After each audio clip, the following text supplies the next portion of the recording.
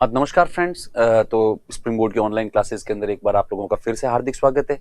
चलो तो आगे पढ़ना आरंभ करते हैं। तो कल लास्ट क्लास के अंदर हम लोगों ने पढ़ा था अरब आक्रमण के बारे में। तो अरब आक्रमण के बारे में आप हल्का सा एक बार रिवीजन थोड़ा सा देख लेना कि अरब आक्रमण में इंपोर्टेंट क्या क्या है। सबसे इंपोर्टेंट जैसे कुछ बातें हैं वो घटनाक्रम कि मोहम्मद बिन कासिम आया और जो युद्ध हुए वो इतने इंपॉर्टेंट नहीं है। बस इतना ध्यान रखना है बहुत भिक्षुओं ने एक तो उसकी सहायता की थी। एक सवाल वहां से बनता है सीधा सीधा। दूसरा, यदि अपन सवाल की बात करें तो अरब आक्रमण की जानकारी कहां से मिलती है, तो उसके बारे में अपन कहेंगे अरब आक्रमण की जानकारी चचनामा नामक पुस्तक से मिलती है। चचनामा का लेखक अज्ञात है। फिर सब अरबों और भारतीयों के बीच में सांस्कृतिक समन्वय हुआ, मतलब दोनों ने एक दूसरे की संस्कृति से कुछ न कुछ सीखा। तो उसके अंदर जो ये बुक्स वगैरह लिखी है हम लोगों ने वो इंपॉर्टेंट है। एक तो चरक संहिता का अरबी भाषा में अनुवाद किया गया, लेकिन उसका नाम चरक संहिता ही रखा गया। ठीक है, उसका नाम चेंज नहीं हुआ, उसको वहां पे आज भी चरक संहिता ही कहते हैं। ठीक है, उसके अलावा जो है वो मतलब दूसरा, ठीक है, कि पंचतंत्र जो है उसका अरबी भाषा में अनुवाद हुआ और उसका नाम रखा गया था कलीला व दीमना। कलीला व दीमना। पंचतंत्र की विषय वस्तु कूटनीति या राजनीति। इसके अलावा अपन बात करें तो ब्रह्मगुप्त की पुस्तकों का जो है वो अरबी भाषा के अंदर अनुवाद किया गया था। ब्रह्मगुप्त की सब कौन कौन सी पुस्तकें हैं, तो पहली प्रसिद्ध पुस्तक है ब्रह्म स्फुट सिद्धांत। उसका अरबी भाषा में नाम रखा गया था अल सिंध हिंद। ठीक है, क्योंकि उनको ये पुस्तक सिंध से मिली और सिंध हिंद का एक पार्ट है। दूसरी जो पुस्तक है ब्रह्मगुप्त की वो है खंडन खाद्य, और खंडन खाद्य का नाम रखा गया अल अरकंद। तो कहते हैं ब्रह्मगुप्त जितने प्रसिद्ध अपने यहाँ पर नहीं है, उससे ज्यादा अरब कंट्रीज में आज भी लोग जो है वो वहां पे जानते हैं। यदि आप कभी कोई ढंग की अरब कंट्री के अंदर सब चले जाओ और कोई भी आपको पढ़ा लिखा व्यक्ति आपको वहां वहां पे मिले और वो आपको जैसे कहेगा कि आप इंडिया से हो और इंडिया में भी राजस्थान से, तो वह तो हाथ ही कहेगा अच्छा ब्रह्मगुप्त। ठीक है, तो लोग इतना जानते हैं वहां पे। वो तो मेरे कुछ फ्रेंड्स है जो एमबीए वगैरह करने के बाद में वहां इधर उधर जॉब करते हैं, तो वो कहते हैं कि यार नहीं, ब्रह्मगुप्त को यहाँ पे लोग जो है वो जानते हैं, अभी भी मतलब सम्मान करते हैं ब्रह्मगुप्त की शिक्षाओं का। चलो, इसके अलावा अरबों ने जो है वो भारतीय दशमलव प्रणाली को ग्रहण किया था और उसको वहां पे जो वो सब पॉपुलर किया था वो किया था अल ख्वारिज्मी ने। ठीक है, अल ख्वारिज्मी ये एक मैथमेटिशियन थे। वो तो अल ख्वारिज्मी का जो योगदान है, ठीक है, देखो वैसे तो अलजेब्रा के अंदर खूब सारे मैथमेटिशियंस है, उनका योगदान है, लेकिन कहते हैं अल ख्वारिज्मी का योगदान अच्छा खासा है। इन्होंने इसका नाम रखा था अल जब्र, और इसी से ये सब जो है वो अल जब्र जो है वो अलजेब्रा हो गया था। चलो, उसके बाद में अपन बात करते हैं मोहम्मद बिन कासिम ने पहली बार यहाँ पर जजिया कर लगाया। जजिया कर एक राजनीतिक कर था। मोहम्मद बिन कासिम ने सब वो जो है ना लोगों को, मोहम्मद बिन कासिम में इस्लाम में उस जमाने के अंदर ऑप्शन देते थे, या तो इस्लाम स्वीकार कर लो, नहीं तो फिर आपके ऊपर टैक्स लगाएंगे। तो टैक्स की तो बात बहुत ज्यादा बाद में आती थी, टैक्स तो तब लगाते, वरना पहले तो साफ साफ कहते थे कि या तो इस्लाम स्वीकार करो या फिर मरो। अब देखो इंडिया का कल्चर इतना स्ट्रांग था, वरना बाकी जगह जो है वो इस्लाम बहुत स्पीड से फैला, लेकिन इंडिया के अंदर आते ही इस्लाम रुक गया। उस जमाने के अंदर उसकी स्पीड धीमी पड़ गई है ना, रुक गया का मतलब उसकी सब स्पीड धीमी पड़ गई, क्योंकि यहाँ पे अधिकतर लोग ऐसे थे जिन्होंने कहा मार दो भले सब, पर धर्म चेंज नहीं करेंगे। तो फिर इनके ऊपर एक जो टैक्स लगा, उस टैक्स का नाम था जजिया, है ना, जजिया कर। तो सब जजिया कर लगा दिया गया था। तो उसके बाद में जजिया कर का लंबा चौड़ा इतिहास है, जजिया कर कब किसने हटाया, ठीक है, कब किसने ब्राह्मणों के ऊपर लगाया, वो अब अपन जैसे जैसे अपन ये जो मध्यकालीन भारत का इतिहास आगे बढ़ेगा उसी के साथ ही अपन लोग पढ़ते रह जाएंगे। तो हम लोगों ने सबसे पहले जो है वो मध्यकालीन भारत के इतिहास के अंदर पढ़ा था इस्लाम का उदय। इस्लाम का उदय के बाद में हम लोगों ने पढ़ा सब, है ना, अरब आक्रमण के, अरब यहाँ पर सब कैसे आए। अरबों के बाद में आए थे तुर्क। लेकिन ये अरब और तुर्क आए थे ना, इनके इन बिटवीन कुछ राजवंश रहे हैं, कुछ है ना डायनास्टी रही है जो बहुत ज्यादा प्रसिद्ध रही इंडिया के अंदर। तो उसके अंदर बहुत सारे राजवंश तो अपन लोग जो है वो राजस्थान के इतिहास के अंदर पढ़ते हैं, पर कुछ सब ऐसे राजवंश जो है ना राजस्थान के बाहर के थे। ठीक है, और तो उनको अपने को पढ़ने का मौका और कहीं मिलता नहीं है, तो इसलिए उनको अपन लोग पढ़ते हैं यहाँ पे, और जिसको अपन हेडिंग डालते हैं पूर्व मध्यकाल के राजवंश कि प्री मिडिवल एरा के अंदर कौन कौन से राजवंश थे। वैसे तो राजवंश बहुत ज्यादा थे, यदि अपन सारे सारे राजवंश पढ़ने जाएं तो पता नहीं वो है ना टाइम ही कम पड़ जाए अपने पास में। ठीक है, और बहुत सारे राजा भी हुए हैं, बहुत सारी उपलब्धियां भी हुई है, पर अपन जो मेन मेन पढ़ते हैं, केवल मेन मेन जो पॉइंट टू पॉइंट सवाल बनते हैं। तो यहाँ पे आज की जो क्लास होगी इसमें कहीं कहीं समझने लायक बातें हैं, बाकी कहीं कहीं पर सीधा वो याद करने लायक बातें ये क्योंकि कई बार क्या होता है कि जब आप पूरी चीज को समझने जाते हो ना, तब आपको पूरी सीक्वेंस याद करनी पड़ती है कि ये हुआ, उसके बाद में ये आया, उसके बाद में ये आया, तब आदमी को एक सीक्वेंस बनी हुई रहती है। यहाँ पे अपन बीच में जैसे बहुत सारे रूलर्स है जो इंपोर्टेंट नहीं है, उनको उड़ा देते हैं सबको कि तुम लोग जाओ रे यार, तुम्हारे काम नहीं। सवाल कौन कौन से बनते हैं अपन उसकी बात करते हैं सबसे पहले। चलो, तो आज के क्लास के अंदर अपन पढ़ेंगे पूर्व मध्यकाल के राजवंश, पूर्व मध्यकाल के राजवंश। उसके अंदर अपन सबसे जो है ना पहले पढ़ते हैं फर्स्ट नंबर पर, वो है जेजाक भुक्ति के चंदेल। जैसे अपन आज एक स्टेट का नाम नहीं बोलते, एक राजस्थान, गुजरात, महाराष्ट्र, पंजाब, तो उस जमाने के अंदर भी एक पूरा एम्पायर हुआ करता था, ठीक है, और या फिर एक पूरा राज्य हुआ करता था, उस राज्य का नाम था जेजाक भुक्ति। अब आपके दिमाग में सबसे पहला प्रश्न आएगा कि जेजाक भुक्ति है कहाँ पे। एक्चुअली जो एमपी वाला इलाका है, तो वैसे एमपी के अंदर खूब सारे राजवंश थे, लेकिन ये एमपी के अंदर जो चंदेल राजवंश है ये इंपोर्टेंट था, और इनका जो एम्पायर था वह था, ठीक है, जेजाक भुक्ति, स्टेट को बोलते थे जेजाक भुक्ति के चंदेल। तो एमपी के अंदर आप कभी जाओ है ना, खजुराहो और महोबा इनके कैपिटल है। खजुराहो को भी आप गए नहीं होंगे। अपन लोगों ने जब पिछली बार भी प्राचीन भारत का इतिहास पढ़ा था, उस समय जब मंदिर स्थापत्य कला पढ़ी थी, तब अपन लोगों ने कुछ खजुराहो के मंदिरों के फोटो देखे थे, और मैंने कहा था आप जीवन में कभी जाना जरूर, ठीक है, बहुत ही भव्य मंदिर है। मतलब उन मंदिरों को देखकर आपको प्राउड फील होता है, ऐसा मैंने आपसे कहा, मतलब कहा था कि जिस जमाने में लोगों को झोंपड़ों में रहते थे, उस जमाने में यहाँ पर भारतीय लोग जो है वो इतने भव्य मंदिर बनाया करते थे, इतनी अच्छी उनके पास में कला थी। तो ये वही चंदेल थे। तो वहां पे जेजाक भुक्ति करके एक साम्राज्य था, और उसके अंदर जो मेन जो है ना डायनास्टी थी वो थी है ना चंदेल। अब इस राज्य का नाम जेजाक भुक्ति कैसे पड़ा, इसके बारे में भी अपन देखते हैं। सबसे पहले अपन देखते हैं कि इनका संस्थापक कौन था। तो नुनुक करके एक व्यक्ति है जो प्रथम शासक है या फिर संस्थापक है, इसको अपन कहते हैं फाउंडर। तो ये सीधा प्रश्न आता है कि जेजाक भुक्ति के चंदेल जो है या फिर चंदेलों का संस्थापक कौन था, तब अपने को पता होना चाहिए नुनुक। नुनुक के बाद में इस पूरे वंश में सबसे इंपोर्टेंट जो शासक हुआ, सबसे इंपोर्टेंट नहीं, पहला इंपोर्टेंट शासक, ठीक है, वो था जय सिंह। जय सिंह इसका पूरा वास्तविक नाम था, लेकिन ये जेजा के नाम से प्रसिद्ध था। इसको इसके घर वाले, इसके आसपास के, इसके पूरे इलाके के लोग जो है वो प्रेम से जेजा ही बोलते थे। कहते जेजा का राज है, लोग यूं कहते थे जेजा मारो बेटो है, या फिर जेजा मेरा भाई है, या जेजा हमारा राजा है। तो ये जेजा बहुत ज्यादा प्रसिद्ध हुआ। जेजा प्रसिद्ध हुआ, और उसके बाद में जेजा ने अपनी एक टेरिटरी फिक्स सब है ना वो मार्क करी कि ये पूरा जो है एरिया वो पूरा पूरा मेरे अंडर में है, और मैं यहाँ का एकमात्र राजा हूँ, इसके अलावा और यहाँ पे किसी का कोई भी अधिकार नहीं है। तो उस बात पर वहां की जो है सब है ना प्रजा थी, वो भी जेजा से बहुत ज्यादा खुश थी। इसलिए वो लोग कहते थे कि जेजा की भुक्ति, भुक्ति का मतलब होता था उस जमाने के अंदर राज्य, ठीक है। तो है ना भुक्ति का मतलब क्या होता था, राज्य। अपन लोगों ने शायद मौर्य वंश के, अरे सॉरी मौर्य वंश के गुप्त वंश के समय पढ़ा होगा कि भुक्ति, तो भुक्ति का मतलब होता है राज्य।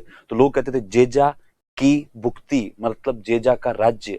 तो जो रेजा का सब जेजा का राज्य था, वो है ना जेजा की भुक्ति के नाम से वो पूरा इलाका, एक जो एमपी के अंदर एक पर्टिकुलर जो है वो पूरा पूरा है ना फेमस हो गया। यहाँ पे इनका कैपिटल था, ठीक है, खजुराहो, और बाद में इन्होंने मतलब एक और कैपिटल बनाया था, वो था महोबा। तो उसके बाद में जेजा की भुक्ति के चंदेल के नाम से ये जो है वो राजवंश प्रसिद्ध हो गया था। तो अपन लिखेंगे पहला संस्थापक नुनुक, उसके बाद में जय सिंह या जेजा, इसके नाम पर राज्य का नाम जेजाक भुक्ति पड़ा। ये जेजाक भुक्ति तो बाद में हुआ, पहले जेजा की भुक्ति, ठीक है। Jai Singh and Jeja, the name of state is called Jejakabhukti after him, तो इसके नाम के कारण। इसके बाद में अपन बात करते हैं इस वंश का अगला शासक जो है थर्ड नंबर, उसका नाम है यशोवर्मन। यशोवर्मन, यशोवर्मन जैसा नाम वैसा काम, इसके नाम में यश है, ठीक है। तो ये एक्चुअली अपने यश को बहुत ज्यादा फैलाना चाहता था, इसलिए इसने साम्राज्यवादी नीति को अपनाया। अर्थात आसपास के जितने भी राज्य थे उनके ऊपर इसने अटैक करने स्टार्ट कर दिए थे, उनके बॉर्डर इलाके के जितने भी क्षेत्र थे उनको अपने साम्राज्य में मिलाना स्टार्ट कर दिया। तो ये धीरे धीरे अपने साम्राज्य का जो है वो विस्तार कर रहा था, इसलिए अपन कहते हैं कि यह एक साम्राज्यवादी शासक था। ये हमेशा ही अपने लोगों से कहता रहता था कि नहीं, आरएस बनने से काम नहीं चलेगा, बनना तो आईएएस है, बनना तो क्या है, आईएएस है। अर्थात ये मतलब कहता था, मतलब ये बहुत ही इसकी डिजायर, इसकी जो है ना पॉलिटिकल डिजायर बहुत ज्यादा थी। ये चाहता था कि मेरा राज्य की सीमाएं हमेशा बढ़ती रहे। तो ये साम्राज्यवादी शासक था। खजुराहो के अंदर एक चतुर्भुज मंदिर है, ठीक है, तो सब उसका निर्माण इसी ने करवाया था। मैंने आपको कहा था खजुराहो के अंदर इन चंदेल शासकों ने कोई 84 या 85 के आसपास मंदिरों के निर्माण करवाए। उसमें से बहुत सारे मंदिर बाद में तोड़ दिए गए, सब अलग अलग लोगों के द्वारा। अभी वर्तमान में भी वहां पे लगभग जो है वो मेरे हिसाब से 22 या कोई 24 जो मंदिर है जिनको 3 समूहों में बांटा गया है। और खजुराहो तो बहुत छोटी सी जगह है, आप खजुराहो जाओ तो आपको यूं खजुराहो से आदमी को यूं सब है ना लगाव ही हो जाए, आदमी को क्या मतलब प्यारी सी जगह है। एक तो आप वहाँ एक दो एक दिन रुको और इधर से उधर घूमो तो आप उसी गली गली जानने लग जाओ, इतना मतलब इतना सो गए। तो खजुराहो के अंदर जो मेन कॉम्प्लेक्स है, उस कॉम्प्लेक्स के अंदर सबसे मेन मंदिर तो है कंदारिया महादेव मंदिर, जिसका जो है ना फोटो आप लोगों ने देखा हुआ है। इसके अलावा एक है लक्ष्मण मंदिर, उसका फोटो भी मैंने आपको दिखाया था एंशियंट हिस्ट्री के अंदर। उसके अलावा एक है मतंगेश्वर महादेव मंदिर, उस मंदिर की विशेषता है कि वो मंदिर अभी भी एक्टिव है। एक्टिव का तात्पर्य है कि वहां पे पूजा होती है। बाकी वाले जितने भी मंदिर है ये अभी एक्टिव मोड में नहीं है, अर्थात यहाँ पे पूजा नहीं होती, किसी न किसी कारणों से यहाँ पे पूजा जो है वो रुक गई है। तो खैर, तो वो 3 मंदिर तो मैंने आपको नाम लिए, कंदारिया महादेव मंदिर, लक्ष्मण मंदिर, मतंगेश्वर महादेव मंदिर, और एक है वहां का ये जो चतुर्भुज मंदिर। तो चतुर्भुज मंदिर का निर्माण यशोवर्मन ने करवाया था। उसके बाद में धंग चंदेल, नेक्स्ट जो है धंग चंदेल, नेक्स्ट राजा है धंग चंदेल। नाम ही कितना अच्छा है, धंग।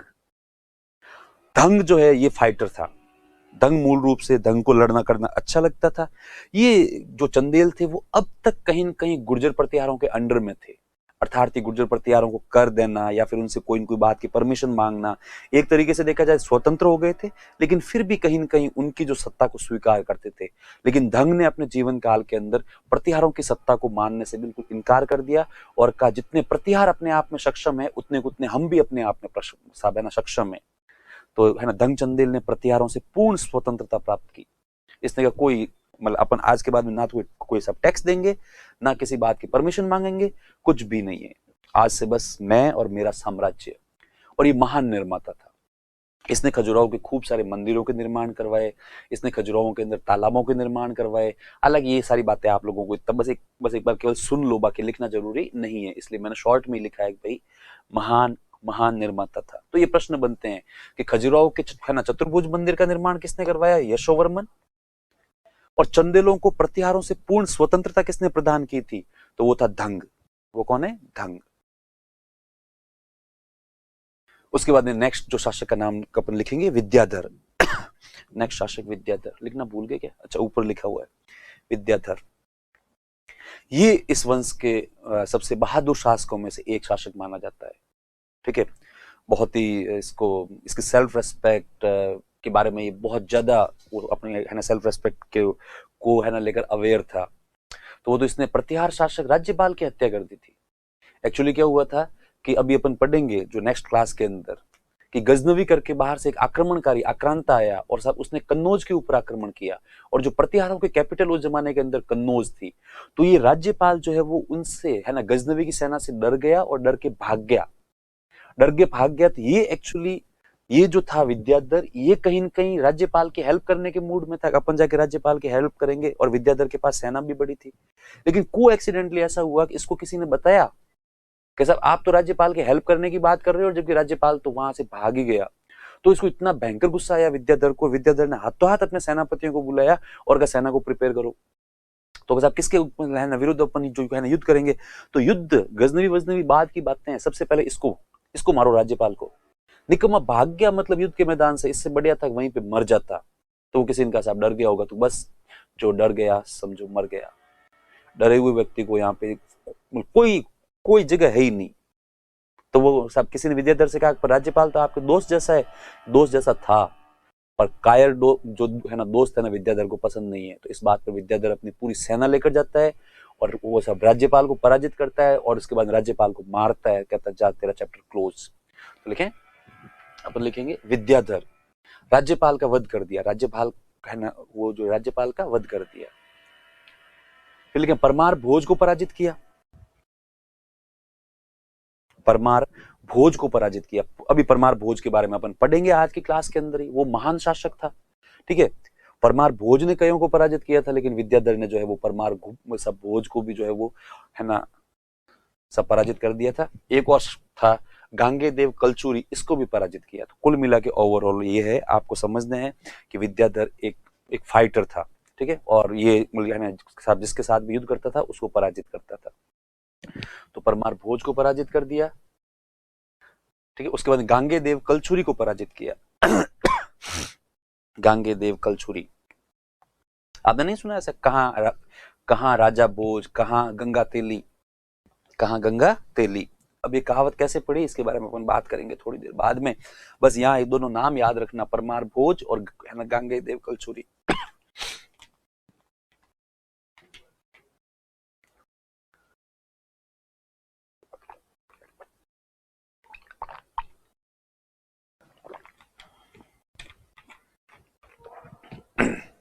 उसके बाद में विद्याधर के बाद में अपन आगे बढ़ते हैं। आगे जो नेक्स्ट शासक है उसका नाम है परमार्दी देव, लेकिन ये परमल के नाम से प्रसिद्ध था।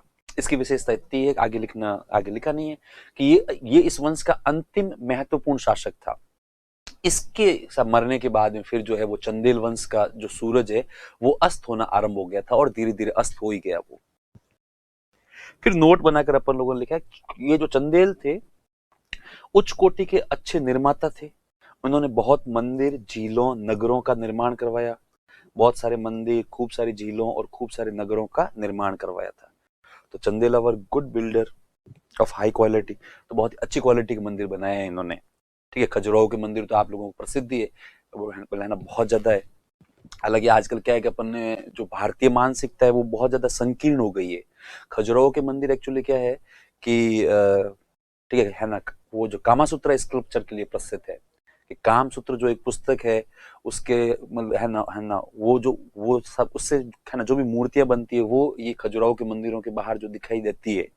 जबकि उस जमाने के अंदर मंदिर एजुकेशन के सेंटर हुआ करते थे। इसका मतलब आप देखो सोसाइटी उस जमाने में एक मतलब अलग लेवल पे थी। सोसाइटी की जो मानसिकता इतनी ज्यादा संकीर्ण नहीं थी कहीं न कहीं।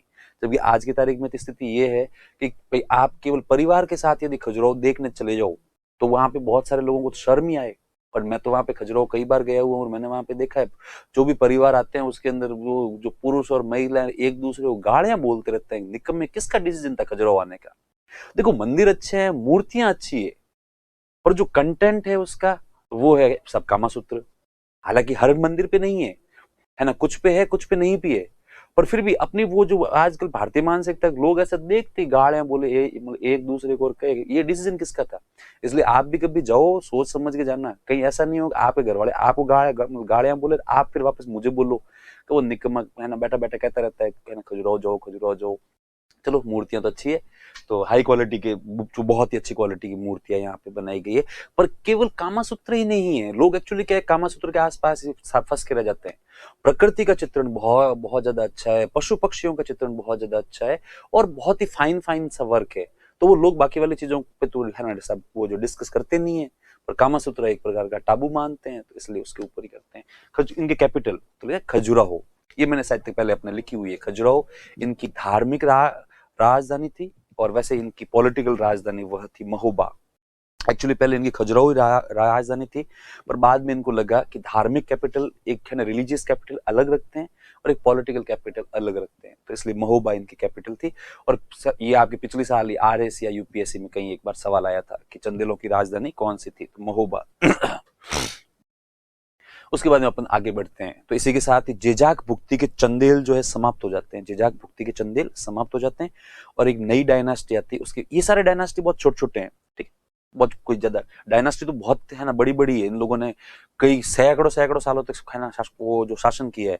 पर अपन केवल मेन मेन जहां से सीधा प्रश्न बनता है, तो परमार ऑफ मालवा, परमार ऑफ मालवा जो पहला इसका जो संस्थापक है उसका नाम है सियक या श्री हर्ष। सियक या श्री हर्ष, सियक या श्री हर्ष। उसके बाद में अपन बात करेंगे इनकी राजधानी की, कि ये जो खन्ना मालवा के परमार थे। मालवा वाला रीजन तो आपको पता है ना, ये भी एमपी के अंदर ही है। अपने ये जो है ना ये जो अपने जो है ना राजस्थान का बांसवाड़ा, डूंगरपुर, इसके आसपास का क्षेत्र के बॉर्डर वाला जो पूरा इलाका है वो पूरा पूरा मालवा है, मीन्स उज्जैन के आसपास का। मतलब अभी आप वर्तमान का पॉलिटिकल मैप देखोगे यदि एमपी का, तो जो भी पश्चिम के अंदर जितना भी क्षेत्र पड़ता है वो पूरा पूरा मालवा। तो मालवा की धरती बहुत ज्यादा उपजाऊ होती है। तो इनकी राजधानी थी उज्जैन, इनकी राजधानी थी उज्जैन। उसके बाद में इन्होंने कैपिटल ट्रांसफर किया, तो इनकी सेकंड राजधानी हो गई थी धारा। तो धारा उनकी जो राजधानी वो लंबे समय तक रही। अब इस वंश का जो पहला प्रसिद्ध शासक तो वो था वाकपति मुंज। वाकपति मुंज, ये आधा है क है ना, हलंत है, वाकपति मुंज।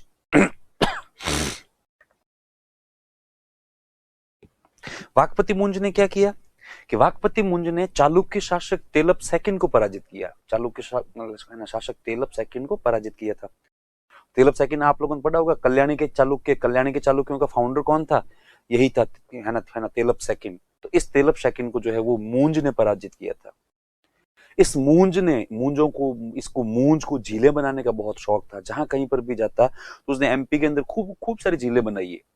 उसमें से बहुत सारी झीलें तो ऐसी है जिनके बारे में किसी को जानकारी नहीं है कि सब इन झीलों का निर्माण किसने करवाया, जबकि उन सारी सारी झीलों का निर्माण एक्चुअली मूंज ने ही करवाया है। लेकिन उसमें सबसे प्रसिद्ध जो झील है वो इसके नाम से ही है, मून सागर झील। तो अपन लिखेंगे या फिर है ना देखेंगे, वाकपति मुंज, इसने चालुक्य शासक तेलप सेकंड को पराजित किया। He defeated the Chalukya ruler Tailapa second को पराजित किया। फिर मूंज ने अनेक झीलों का निर्माण करवाया, जिसमें धारा की मून सागर झील प्रमुख है, ये मेन है। Munj constructed many lakes in which Moon Sagar lake of Dhara is important या ब्यूटीफुल। तो मून सागर लेक जो है वो इंपोर्टेंट है सबसे ज्यादा।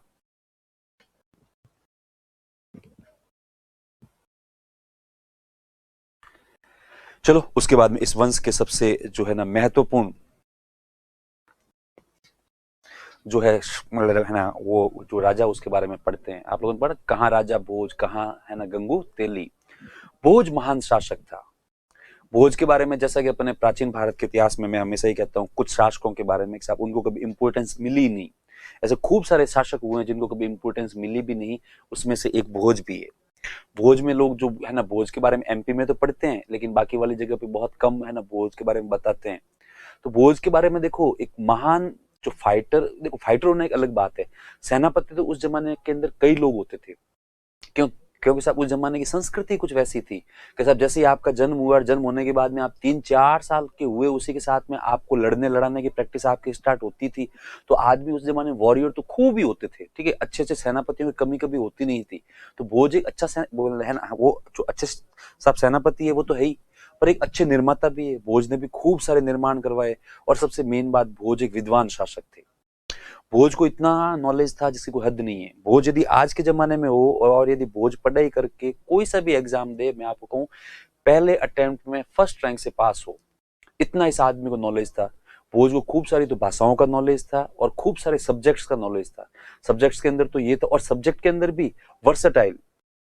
भोज जो है वो कभी धर्म के बारे में बात करते हैं, कभी दर्शन के बारे में बात करते हैं, कभी खगोल शास्त्र के बारे में बात कर रहे हैं, कभी जो है वो भोज बैठ के है ना शिल्प शास्त्र के बारे में बात कर रहे हैं। ना किसी ना के सब है ना कहा कि यहाँ पे ऐसा ऐसा मंदिर मतलब बना रहे हैं। तो भोज को खुद को इतना कितना नॉलेज था जितना एक अच्छे खासे आर्किटेक्ट होता है। तो भोज मतलब हर चीज के अंदर जो है वो मतलब एक्सपर्ट थे। तो वो मतलब हाँ, बात मैंने चली थी, मैं आपको बताऊंगा कैसे, कि कहावत कहाँ राजा भोज कहाँ गंगू तेली। तो मतलब वैसे देखो इसके पीछे 3-4 कहानियां अलग अलग किस्से हैं, जो मैं हमेशा समय समय आने पर आपको बताता जाऊंगा कि यहाँ पे ऐसे। पर सबसे ऑथेंटिक है वो है ना, इसको मानते हैं कि साहब ये जो परमार भोज थे, इनके ऊपर एक्चुअली लोग क्या करते हैं, अपने यहाँ पे एक है ना कहानी बनाते हैं। अरे एक्चुअली वो सब राजा भोज थे, राजा भोज के दरबार में गंगू तेली था, और फिर उसके बाद पता नहीं क्या क्या ऐसी वो जो कहानी आगे चलती रहती है, मेरे भी सुनी हुई पूरी। पर हिस्ट्री के पॉइंट ऑफ व्यू से देखा जाए तो उसके तहत ऐसा है कि है ना कलचुरी शासक वो जो है ना कांगे देव ने और तेलप सेकंड दोनों ने मिलकर भोज के ऊपर अटैक किया था। जब भोज के ऊपर अटैक किया था तब उज्जैन या धारा की जनता एक बार यूं मतलब ना डर गई थी, उनको लगा यार पता नहीं क्या ही होगा। लेकिन उस समय में सब कुछ लोग थे, उन्होंने जनता को आश्वासन दिया, अरे चिंता मत करो, राजा भोज है तुम्हारा रक्षक। तो कहते फाइनली राजा भोज और उनके बीच में युद्ध हुआ, और राजा भोज ने दोनों को हरा के भगा दिया। अब भगा दिया तो उसके बाद लोगों ने वो सब है ना कहावत बना, कहाँ राजा भोज और कहाँ गंगू तेली। तो यहाँ पे एक्चुअली गंगू है वो तो हो गया है ना गांगे देव, अभी अपने लिखा था ना थोड़ी देर पहले नाम, कि गांगे देव कलचुरी, ये गांगे देव कलचुरी। तो सब गांगे को तो लोगों ने बना दिया गंगू, और ये जो सब है ना तेलप सेकंड था इसको बना दिया तेली। तो कहाँ राजा भोज और कहाँ गंगू तेली, मतलब ये जो है ना गांगे और तेलप, इनकी हैसियत नहीं है कि राजा भोज का युद्ध के मैदान के अंदर सब सामना कर सके, तो वहां से ये कहावत जो है वो ओरिजिन हुआ था, कहाँ राजा भोज और कहाँ गंगू तेली। चलो, तो अपन भोज के बारे में बात करते हैं। भोज इस वंश का सबसे प्रसिद्ध राजा, the most famous king of this dynasty, the most famous king of this dynasty, इस वंश का सबसे प्रसिद्ध राजा, इस वंश का सबसे प्रसिद्ध राजा। ठीक है, महानतम विद्वान, बहुत बड़ा विद्वान था, बहुत बड़ा विद्वान था। यह कविराज के रूप में प्रसिद्ध था। एक्चुअली इसके लोग बोलते थे कविराज भोज परमार। भोज का नाम कभी भोज, वैसे यहाँ पे अपन लोगों ने लिखा है, वरना भोज परमार आता है पूरा, कविराज भोज परमार, कविराज भोज परमार के रूप में प्रसिद्ध था। इसके पीछे कारण है कि इसने धर्म, व्याकरण, चिकित्सा शास्त्र, मतलब religion, grammar, medicine, astrology, astronomy, architect, ठीक है, पर लगभग 20 पुस्तकों की रचना करी, और सारी पुस्तकों की क्वालिटी जो है वो बहुत ज्यादा अच्छी है, मतलब क्वालिटी मतलब कंटेंट बहुत ज्यादा अच्छा है। देखें, he composed books on religion, he composed books on religion, grammar, medicine, astronomy, architect and philosophy, और दर्शन, तो इसने धर्म, व्याकरण।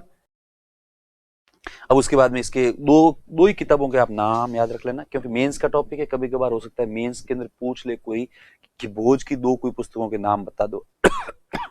तो वैसे तो इसकी 20 पुस्तकें हैं, पर मैंने बिल्कुल सिंपल सी पुस्तकें हैं, वही अपन यहाँ पे है ना लिखते हैं। एक तो आयुर्वेद सर्वस्व, ठीक है, कि सबका इलाज करने वाला आयुर्वेद, तो ये नाम आप एक दो बार पढ़ोगे तो याद हो ही जाएगा। और बस आप तो ये ध्यान रखना, भोज भाई साहब जो है ना डॉक्टर भी थे। और दूसरा सम्रांगण सूत्रधार, कि सब युद्ध के मैदान के अंदर कोई भी व्यक्ति कैसे अपना शौर्य दिखाता है, उसके ऊपर है ना पूरा इसका मेन कंटेंट है। तो ये तो पुस्तक एक्चुअली कई बार पूछी गई है, इसलिए अपने यहाँ पे लिखा है सम्रांगण सूत्रधार, कि समर में व्यक्ति को कैसे सब परफॉर्म करना चाहिए। और तीसरी याद हो जाए तो ठीक है, वरना देख लेना केवल, सरस्वती कंठाभरण। सरस्वती कंठाभरण, ये मंदिर जो है वो आप लोगों ने कहीं न कहीं फेसबुक पे या इधर उधर कहीं न कहीं सब देखा होगा। ठीक है, ये भोजेश्वर मंदिर है, ये कोई भोपाल से 20-30 किलोमीटर बाहर जो बना हुआ है, ये अपूर्ण मंदिर है। ठीक है, ये मतलब कंप्लीट बन नहीं पाया था क्योंकि इसकी प्लानिंग बहुत ज्यादा बड़ी है। फोटो में तो फिर भी इतना अच्छा, वो तो मैं आपको पता है, हर मंदिर के बारे में बोलता हूँ, फोटो में इतना अच्छा दिख नहीं रहा है, वास्तव में बहुत ज्यादा सुंदर है। तो वो तो यहाँ पे भी सेम ही है। ये तो मंदिर जो है उसकी हाइट बहुत ज्यादा है, और कहते हैं इसकी प्लानिंग, हालांकि इसके ऊपर कुछ तो सब है ना ढांचा बना हुआ था, जो है ना वो है ना पूरा बिखर गया, क्योंकि 1000 साल पुराना है। लेकिन इसकी प्लानिंग कुछ इस प्रकार से थी, यदि ये पूरा तो हो ही गया होता तो पता नहीं कितना ही मतलब भव्य होता। इसके आसपास कॉम्प्लेक्स में कुछ और भी मंदिर थे साहब, जिनको भी है ना लोगों ने पूरा डिस्ट्रॉय कर दिया। अब तो ये मेन मंदिर जो है बस इतना सा है। इतना सा क्या, बहुत ज्यादा बड़ा है ये। अभी भी आप देख लो, सीढ़ियों से लोग ऊपर जा रहे हैं, फिर ये कॉम्प्लेक्स है, आगे छतरियां बनी हुई है, और यहाँ पे अंदर एक शिवलिंग है। कहते को 20-30 है ना फीट का शिवलिंग है, कुछ लोग तो कहते हैं है ना 40 फीट का है। उसका बेस से लेकर पूरा ऊपर तक तो जो है वो पूरा 40 फीट का शिवलिंग है। तो 40 फीट का तो अंदर केवल शिवलिंग ही है, तो इससे आप अनुमान लगाओ कि साहब इस मंदिर की हाइट कितनी ज्यादा है। वो तो पिछले साल कोरोना काल के अंदर आपने सब देखा होगा, एक कोई व्यक्ति ने शिव तांडव स्रोत गाया था, और वो बहुत ज्यादा पॉपुलर भी हुआ था, यूं हाई पिच के अंदर गाया था। कोई मतलब कालिदास जी महाराज थे, मुझे ऐसा याद आ रहा है, क्योंकि पिछले साल लॉकडाउन के अंदर सब घर पे निकम्मे बैठे थे, तो दिन भर मोबाइल देखते थे, सब देखते थे। तो कोई कालिदास जी महाराज ही नाम है शायद, मुझे पक्का तो याद नहीं है, उनके द्वारा गाया हुआ शिव तांडव स्रोत बहुत ज्यादा वायरल हुआ था। तो वो उन्होंने जो शिव तांडव स्रोत है वो यहीं पर गाया था। ये मंदिर है, ये यहाँ पे मतलब वो सेम मंदिर है ना, वो तो पूरा अपने को वो जो देखा है पूरा कॉम्प्लेक्स है, और ये केवल जो है केवल जो मंदिर है। तो यहाँ पे कोई भीड़ है, यहाँ पे इसका मतलब कोई सब मेले वाले दिन ये फोटो वोटो खींचा गया है। बहुत आस्था का केंद्र है वहां पे भोपाल के आसपास। ये वो शिवलिंग है। तो इसका जो बेस है ना, यहां से लेकर यहां तक ये 40 फीट है। ये देखो 6-6 फीट के लोग तो खड़े हैं पास में, अड़े ही नहीं रही है गड्डी, टच ही नहीं हो रहे हैं। तो ये नीचे से लेकर पूरी जो इसकी ऊंचाई है वो 40 फीट की है।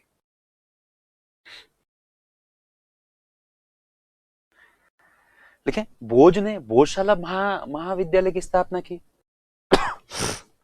भोज एक्चुअली एजुकेशन को प्रमोट करना चाहते थे, इसलिए उन्होंने धारा के अंदर भोजशाला अपने खुद के नाम से ही महाविद्यालय की स्थापना की थी, इसके अंदर कहते हैं खूब सारे कमरे हुआ करते थे, खूब सारे स्टूडेंट्स थे। भोज ने भोजशाला महाविद्यालय की स्थापना की एवं वहां वाग्देवी की प्रतिमा स्थापित की, प्रतिमा स्थापित की और वाग्देवी की पूजा करते थे वहां पे। तो कहते हैं वाग्देवी की मूर्ति को लगाने वाला पहला जो है वो भोज है। आज भी ज्ञानपीठ पुरस्कार मिलता है ना, तो उसके अंदर वाग्देवी की मूर्ति या वो जो है ना मिलता है, वाग्देवी की मूर्ति, ज्ञानपीठ पुरस्कार, ध्यान रखना। तो भोजशाला महाविद्यालय की स्थापना की और वहां पर वाग्देवी की मूर्ति या फिर प्रतिमा को भी स्थापित किया गया था, जिसका संबंध ज्ञानपीठ पुरस्कार से, या आप लोग स्टार बना के लिख लेना कहीं पर। भोजपुर नगर बसाया अपने खुद के नाम से और वहां पर एक तालाब बनाया बहुत सुंदर, जिसका नाम था भोजसर। हालांकि भोज का सबसे इस है ना, वो है ना, सिंपल बात है, क्या है पता है, सब इसके खुद के नाम पे ही, विद्यालय है खुद के नाम पे है, नगर है खुद के नाम पे है, तालाब है खुद के नाम पे है। आईने अकबरी, एक्चुअली आईने अकबरी के बारे में आपने सुना होगा कि अकबर के दरबार में एक व्यक्ति था जिसका नाम था अबुल फजल। तो अबुल फजल ने एक पुस्तक लिखी जिसका नाम है आईने अकबरी। तो जब अबुल फजल अपनी पुस्तक के अंदर विद्वानों के बारे में बात करता है, तब वो भारतीय इतिहास के बारे में भी बात करता है, मतलब थोड़ा बैकग्राउंड में जाता है, फिर वो भोज की प्रशंसा करता है, कहता है कि भोज भोज थे। तो वो आईने अकबरी के अंदर अबुल फजल, जबकि अबुल फजल मतलब भारतीय इतिहास की प्रशंसा बहुत कम करता है, वो तो वो किसी का हार्डकोर बहुत ज्यादा फैन होता था, तब उसको लगता था यार यहाँ एक लाइन तो बनती है। तो भी ये कहता है कि भोज के दरबार में 500 से अधिक विद्वान थे। ऐसा उल्लेख कौन करता है? अबुल फजल करता है। कौन सी पुस्तक में करता है? आईने अकबरी में करता है। ठीक है। तो भोज established the Bhojshala college and established the statue of Vagdevi. Bhojpur city was established. Bhojsar pond was built. And according to Aine Akbari, there were more than 500 scholars in Bhoj court. आईने अकबरी के अनुसार भोज के दरबार में 500 से ज्यादा विद्वान थे, 500 से ज्यादा विद्वान थे। तो ये भी कहता है। ये वाला जो स्लाइड है वो केवल आप देख लो, इसको याद करने की जरूरत नहीं है।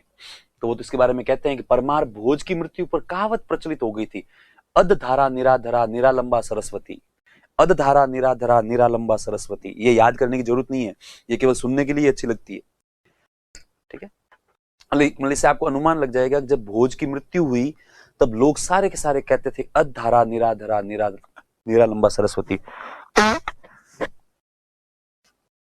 इसका मतलब ये था कि विद्या और इस विद्या को आगे बढ़ाने वाले विद्वान सब निराश्रित हो गए, क्योंकि अबुल फजल कहता है कि 500 के आसपास विद्वान थे, जबकि प्राचीन भारत के उस जमाने की जितनी भी पुस्तकें हैं उसके अंदर तो ये थे हजारों की तादाद में विद्वान थे।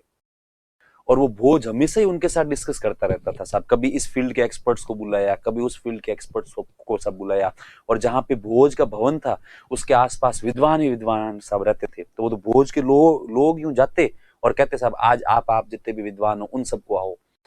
तो कोई ना, कोई 500 से 1000 के बीच में तो सब दरबार के अंदर ही थे, बाकी तो खूब सारे लोग थे। कोई भी पढ़ा लिखा व्यक्ति भोज के पास में जाता और कहता साहब मैंने इस चीज की रचना करी है, तो भोज उसको खूब सारे गिफ्ट वगैरह देता था। तो है ना, भोज की मृत्यु के ऊपर यह कहावत प्रचलित हो गई थी, अधधारा निराधरा निरालंबा सरस्वती, अर्थात विद्या और विद्यान सब विद्वान दोनों ही निराश्रित हो गए। बहुत विद्या एंड स्कॉलर बिकेम डेस्टिट्यूट। चलो इसी के साथ ही है जो है ना परमार एक और वंश समाप्त हो गया। अब उसके बाद में अपन बात करेंगे कश्मीर की, कश्मीर के इतिहास की।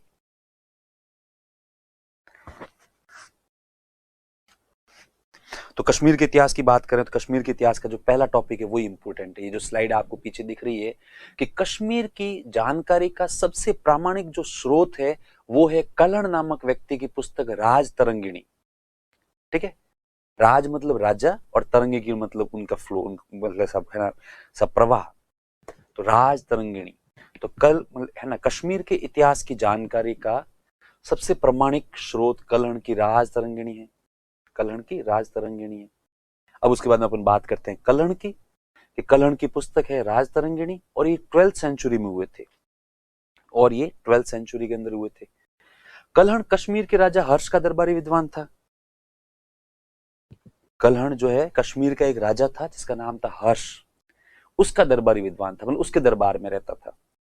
और ये राज तरंगिणी के बारे में आप सुन लो, ये भी मेंस का टॉपिक है, राज तरंगिणी। यदि आ जाए तो अपने को लिखना है कि भारतीय इतिहास की जानकारी का मतलब पहला सॉरी है ना, वो अपन कहेंगे भारतीय इतिहास के दृष्टिकोण से लिखी गई प्रथम पुस्तक है ये। मतलब इससे पहले इंडिया के अंदर खूब सारी बुक्स लिखी है, लेकिन हिस्ट्री के पॉइंट ऑफ व्यू से किसी ने सब लिखा नहीं है, जबकि कल्हण इसको हिस्ट्री के पॉइंट ऑफ व्यू से लिखते हैं। कल्हण ठेठ प्राचीन भारत में जाकर सबसे प्राचीन राजा से लेकर जब तक कल्हण की मृत्यु नहीं हुई, एक कोई राजा है जय सिंह, अभी अपन लिखेंगे, उन तक सबके बारे में जानकारी देता है और पूरा। और ये राज तरंगिणी बहुत बड़ी पुस्तक है, 8 वॉल्यूम है इसके, हालांकि अपने को इतना डेप्थ में जाने की आवश्यकता नहीं है, बाकी 8 वॉल्यूम है। और ये पहले वॉल्यूम के अंदर इतने इतने राजा थे, सेकंड वॉल्यूम इतने राजा, मतलब पूरी राजाओं की जानकारी प्लस राजाओं से संबंधित जानकारी, राजा की मृत्यु कैसे हुई, नया राजा वापस कैसे सत्ता में आया, कौन से राजा ने किस राजा के प्रति षड्यंत्र की सब है ना रचा, तो ये सब कुछ लिखता है इस पुस्तक के अंदर। तो कल्हण की राज तरंगिणी, तो कल्हण का राजा है सॉरी है ना, वो जो कश्मीर का राजा है हर्ष, उसके समय उसका दरबारी विद्वान था 12th सेंचुरी के अंदर। फिर कल्हण ने जय सिंह के समय अपनी पुस्तक राज तरंगिणी को पूर्ण किया। इस राज तरंगिणी के अंदर अंतिम शासक जो है वो जय सिंह ही है। तो जय सिंह के समय इसने अपनी पुस्तक को है ना कंप्लीट किया, इसने कहा लो साहब हो गई हिस्ट्री पूरी। अरे अपनी हिस्ट्री पूरी नहीं हुई है एक्चुअली, जो कश्मीर की हिस्ट्री वो जो है तरंगिणी के अंदर कहता है। अब उसके अंदर वो जो है वो मेन सब मुख्य रूप से कल्हण वैसे तो खूब सारी बातें करता है, वो तो सारी बातें तो अपन करेंगे नहीं, अपन देखेंगे यहाँ पे जो मेन जो है ना कौन कौन से वंश हुए हैं उनके बारे में। लेकिन उससे पहले राज तरंगिणी के बारे में देख लो कि इसकी भाषा संस्कृत है, संस्कृत लैंग्वेज के अंदर इसको लिखा गया है। यह पुस्तक 8 भागों में विभाजित है जिन्हें तरंग कहते हैं। मतलब है ना, वो जो है ना पहली तरंग में ये है, सेकंड तरंग में ये है। This book is divided into 8 parts which is called तरंग। इस पुस्तक को भारतीय इतिहास की प्रथम प्रामाणिक पुस्तक माना जाता है। हिस्ट्री के पॉइंट ऑफ व्यू से ये मतलब जो है ना पहली ऑथेंटिक मानते हैं। वैसे बुक्स तो पहले वाली भी सारी अच्छी है, पर बिल्कुल इतना सिस्टमेटिक तरीके से हिस्ट्री लिखने वाली यही है। फिर इस पुस्तक को महाभारत की शैली के आधार पर लिखा गया है। एक्चुअली महाभारत को लिखने की जो स्टाइल है ना, वही स्टाइल इसको लिखने की है। उसी प्रकार की वोकैब का प्रयोग है, उसी प्रकार से घटनाक्रम को पूरा है ना वो सब है ना पूरा लिखा गया है। उसी प्रकार से जैसे महाभारत के अंदर चीजें लेफ्ट राइट जाती रहती है। लेफ्ट राइट का मतलब मेन कहानी तो है कौरवों की पांडवों की, लेकिन तभी अपन देखते हैं बीच बीच में एकदम से कुछ एपिसोड आ जाते हैं इधर उधर के राजाओं के। तो वैसे वैसे इसमें भी है कि सब मतलब ऐसे कैसे मेन जो कंटेंट है वो तो है केवल कश्मीर के राजा, लेकिन बीच बीच में ये सब इधर उधर भी चले जाते हैं कि एक्चुअली वो जो राजा था उसका ननियाल वहां पे था और वहां पे ऐसी ऐसी घटना कोई घटित हो गई। तो महाभारत की शैली के आधार पर लिखा गया है। चलो, यदि कल्हण की राज तरंगिणी के बारे में कुछ भी आता है तो आप बहुत कुछ है ना वो सब लिख सकते हो। क्यों? क्योंकि अपने अशोक के समय में भी लिखा था कि कल्हण की राज तरंगिणी के अनुसार अशोक पहले शैव धर्म का अनुयायी था। ठीक है, उसने श्रीनगर नामक नगर बसाया और वहां पे एक शिव मंदिर की स्थापना करवाई थी। तो ये भी जानकारी इसी पुस्तक से मिलती है। इसके बाद इस वंश का जो पहला है ना जो पहला वंश जिसके बारे में अपन पढ़ेंगे, इसका नाम है कारकोट वंश। कारकोट वंश, कारकोट वंश के बारे में बात करें, सबसे पहले जो इसका संस्थापक उसका नाम है दुर्लभ वर्धन। दुर्लभ वर्धन और दुर्लभ है ना वर्धन के बारे में बात करेंगे अपन ललितादित्य मुक्तापिंड। इसका नाम तो आप लोगों ने सुना ही होगा। ये भी बिल्कुल वैसे साहस कौमी है जिसको लोग कम जानते हैं। ठीक है, ये जो ललितादित्य मुक्तापिंड और राजेंद्र प्रथम जिसके बारे में अपन दोनों ने पढ़ा है, इन दोनों को लोग जो मतलब वो जो है ना अलेक्जेंडर ऑफ इंडिया बोलते हैं, और ये थे अलेक्जेंडर ऑफ इंडिया। तो अलेक्जेंडर कितना महान है, अपन यहाँ पे अलेक्जेंडर को सभी लोग जानते हैं, सभी कहते रहते हैं कि सिकंदर महान सिकंदर महान, जबकि कोई नहीं कहता ललितादित्य मुक्तापिंड महान। जबकि ललितादित्य मुक्तापिंड तो सिकंदर से भी महान था कुछ मायनों में देखा जाए तो। अब वो कैसे था वो आप देखो, ये तो युद्ध के लिए इसको युद्ध करने का मतलब साम्राज्य विस्तार का इतना शौक था। एक तो सब ललितादित्य मुक्तापिंड ने कभी रक्तपात नहीं किए। युद्ध के अंदर तो आपके सामने जो भी सैनिक आया है उससे तो आपको युद्ध करना ही पड़ेगा, वरना कभी किसी कोई भी निर्दोष व्यक्ति को मारना, ये तो खैर पहले भारतीय संस्कृति में था भी नहीं है ना, सब है ना बिल्कुल। तो इसने बहुत तो ये तो युद्ध के समय ये युद्ध के लिए इतना ज्यादा ललायत रहता था कि अंतिम समय में तो ये अपनी सेना लेकर गया एक बार पर्शिया की तरफ गया, तो वहां से सब वापस नहीं आया। तो पीछे जो भी मैनेजमेंट थे उन लोगों ने इसके पीछे कुछ दूत भेजे, कहा साहब देख के तो जिंदा भी है, मर गया, गया कहां तक जीतता जीतता चला गया। तो वो ललितादित्य को तो इतना अच्छा लग रहा था वहां पे, ललितादित्य ने वापस उस दूत के साथ में मैसेज भेजा, कहा मैं देख भाई मैं नहीं आऊं पाछो, मुझे यहीं पे अच्छा लग रहा है, हालांकि मैं आऊंगा लेकिन एक लंबे टाइम बाद में आऊंगा, मेरा जो भी बड़ा बेटा है उसको तुम लोग है ना राजा बना दो, बस बात खत्म। तो ये जीतता जीतता पर्शिया तक चला गया था, इसने एक विशाल एम्पायर का निर्माण किया था और संपूर्ण इंडिया के अंदर भी ये जगह जगह पे गया था और जगह जगह पर जीता था। तो ललितादित्य मुक्तापिड, लेकिन सबसे महत्वपूर्ण शासक, इसने तुर्कों, तिब्बतियों और कंबोजों को पराजित किया। तुर्क जितने भी थे, तुर्कमेनिस्तान वाले वगैरह, ठीक है, पूरे के पूरे, और जो वर्तमान में टर्की है वहां के जो है ना सीमाओं तक पहुंच गया था ये, और उनको सबको पराजित किया।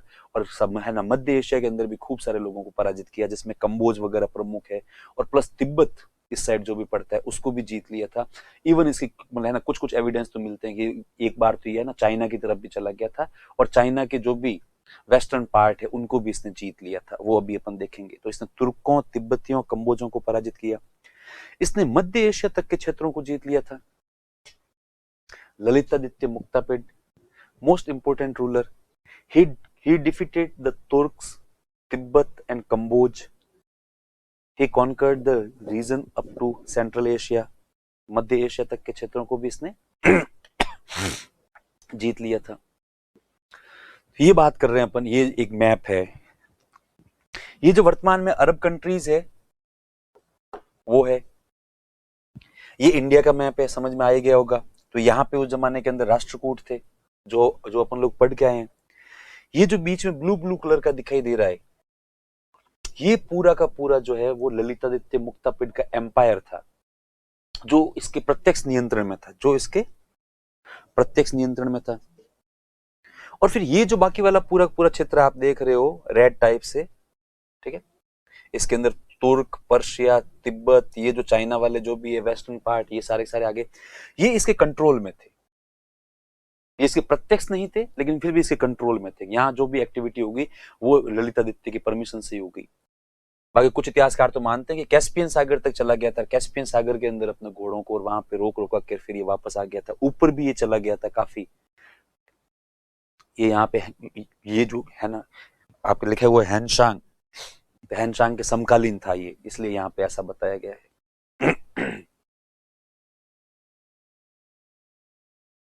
चलो फिर लिखें, यह एक महान निर्माता था। इसने अनेकों मंदिरों, भवनों का निर्माण करवाया, विहारों का, बौद्ध भिक्षुओं के लिए और बाकी किसी भी धर्म के लोग इससे मिलते थे तो वो उनके लिए आत्वात एक विहार, एक मोनेस्ट्री बनाता था।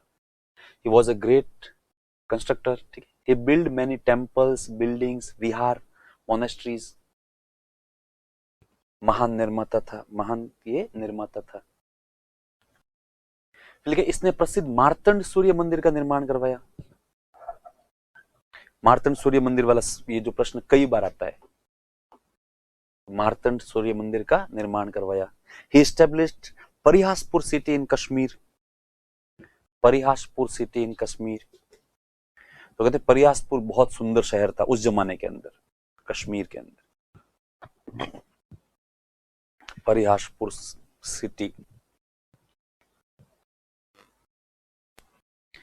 ये जो मार्तंड सन टेम्पल की बात करते हैं अपन, कि मार्तंड सन टेम्पल 760 में जब बना था तब ऐसा था, इतना सुंदर था, ठीक है। अच्छा खासा बीच में ये मुख्य मंदिर है, चारों तरफ ये बाउंड्री वॉल है, बीच में ये पानी के पॉन्ड टाइप से बने हुए थे, थोड़ा थोड़ा पानी टाइप से रहता था, और ये आने जाने के लिए तीनों साइड से रास्ते, और पास में विहार पूरे के पूरे थे। फिर सब कश्मीर के अंदर एक शासक हुआ था, मुस्लिम शासक, उसने इसको पूरा डिस्ट्रॉय कर दिया 1401 के अंदर, और वर्तमान में इस तरीके से दिखता है, बिल्कुल खंडर कर दिया। सब आप अपने जो है ना बॉलीवुड मूवीज के अंदर ये कई बार लेने, जब भी है ना कश्मीर की शूटिंग होती है तब ये मंदिर दिखाते हैं।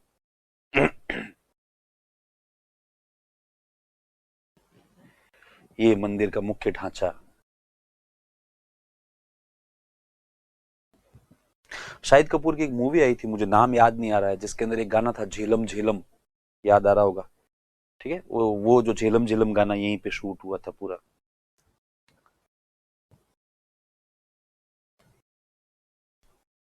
चलो उसके बाद में जो है वो नेक्स्ट पढ़ेंगे अपन उत्पल वंश। ये कारकोट यहाँ गलती से रह गया। उत्पल वंश, उत्पल डायनास्टी, सेकंड नंबर जो डायनास्टी है। पहले के अंदर इंपोर्टेंट था वो था ललितादित्य। उत्पल वंश के बारे में अपन पढ़ेंगे। ठीक है, संस्थापक, ठीक है, अवंती वर्मन, अवंती वर्मा। वैसे ये जो उत्पल वंश के इनके संस्थापक याद नहीं भी करोगे तो भी चलेगा, आप भी सोचोगे कि क्या याद करें और क्या नहीं करें। एक्चुअली कश्मीर के संस्थापक वगैरह नहीं मतलब पूछने की संभावना कम रहती है। दक्षिण भारत के संस्थापक तो हर बार एक आता ही आता है आपके सवाल में। ठीक है, एक सवाल हर बार आता है लगभग।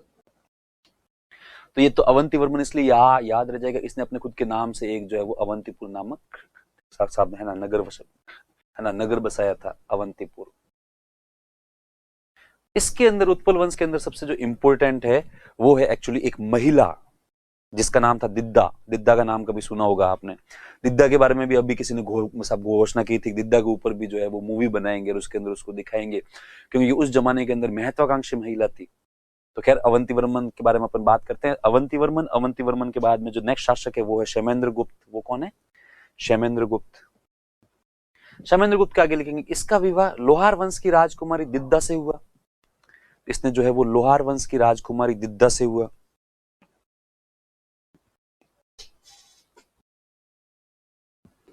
तो दिद्दा बहुत महान थी, और ये तो एक्चुअली दिद्दा का एग्जांपल तो इसलिए अपन यहाँ पे बोलते हैं, दिद्दा ने अपने लेवल पर गजनवी को दो बार पराजित किया। और उसके अंदर एविडेंस मिलते हैं साहित्य से कि गजनवी के पास एक बार 35,000 की सेना थी, और दिद्दा के, ये थोड़ा अनबिलीवेबल टाइप का सा लगता है कि दिद्दा के पास केवल मात्र 500 लोग थे, लेकिन दिद्दा ने मात्र 500 लोगों की सहायता से गजनवी को पराजित किया और गजनवी को पराजित करके वहां से भगाया। गजनवी सेकंड टाइम वापस गया, सेकंड टाइम तो पता नहीं सेना कितनी थी, लेकिन सेकंड टाइम उसको वापस भगाया। इसका मतलब ऐसा नहीं था कि वो 35,000 लोग प्लस है ना ये जो दिद्दा के 500 लोग आमने सामने लड़े। इसका मतलब था पूरा का पूरा छापामार युद्ध प्रणाली। अब आप कश्मीर में जा रहे हो और कश्मीर की घाटी, कश्मीर की वैली, जहां पे गजनवी के लोग कुछ भी जानते नहीं थे, और दिद्दा के 500 लोग जो अलग अलग जगह पे घात लगा के खड़े होते थे और सब उनके ऊपर अटैक करते थे, उनको मारते थे, वापस थोड़ा सा पीछे हटते थे, फिर वापस अटैक करते थे, तो गजनवी के सैनिकों को समझ भी नहीं आया। और सबसे मेन बात, दिद्दा के जो सब जितने भी सैनिक थे वो तो यहाँ की घाटी घाटी से परिचित थे, इसलिए उनको सब पता है किस तरफ भागेंगे तो रास्ता है और किस तरफ गहरी खाई है। तो गजनवी के सैनिकों को तो ऐसे ऐसे पॉइंटों पे ले जाके खड़े करते और फिर उनको पीछे खिसकने पे साहब है ना, वो जो है ना मंजू है ना मजबूर करते थे। तो वो गजनवी के सैनिक वहां पे बेचारे मरते थे बुरे तरीके से। उसके बाद में गजनवी के सैनिकों ने गजनवी को साफ साफ मना कर दिया, साहब कहीं ले जाओ बोले, पर सब है ना मतलब वो जो कश्मीर नहीं। तो कहते हैं दो जीत के बाद में दिद्दा का कद इतना ज्यादा बढ़ गया था जिसकी हद नहीं थी, जबकि दिद्दा अपंग थी, क्रिपल थी पैर से। तो कहते हैं दिद्दा की किस्मत ही मतलब थोड़ी सी अजीब सी थी कि दिद्दा जिंदगी भर मतलब दिद्दा के सब जीवन में उतार चढ़ाव बहुत ज्यादा है, कभी अप कभी डाउन चलते ही रहते थे। तो वो तो सब दिद्दा का जन्म लोहार वंश के अंदर हुआ, लेकिन जैसे इसका जन्म हुआ, इसको एक तो ये लड़की थी, ठीक है, तो यहाँ तक हालांकि लड़की वाला कॉन्सेप्ट इतना बुरा नहीं था, उससे भी बुरा ये था अपंग थी।